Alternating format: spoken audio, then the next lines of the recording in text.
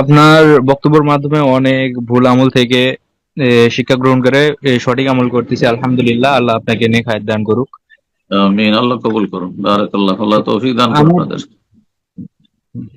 মানে আমার প্রশ্ন হচ্ছে, সালাতে যখন ইমামের পিছনে নামাজ পড়ি তখন দেখা যায় দুই রাকাত প্রথম বৈঠকে অথবা যখন এক দুই রাকাত ছুটে যায়, সেক্ষেত্রে ইমাম যখন ইমামের পিছনে তাশাহুদ পড়ার পরে অনেক সময় দেখা যায় চুপ থাকা লাগে। এই টাইমে কি আমরা দরুদ পড়বো, নাকি দরুদ বা অন্যান্য যেসব দোয়া সালাম ফেরানোর পূর্বে যেসব দোয়া পড়া যায় এই দোয়াগুলা কি পড়তে পারবো কিনা, এই বিষয়ে জানতে চাচ্ছিলাম শাই।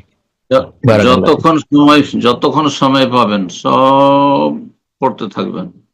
জি, আত্মাহাত পড়ার পরে চুপ থাকবেন না।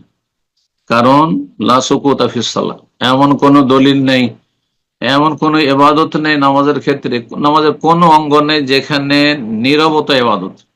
নীরবতা বলে কোনো ইবাদত নেই নামাজের ভিতরে, নীরবতা কিছু নেই। হ্যাঁ, হয় কোন আমল করতে হবে, না হলে কোনো কিছু পাঠ করতে হবে। বুঝা গেছে?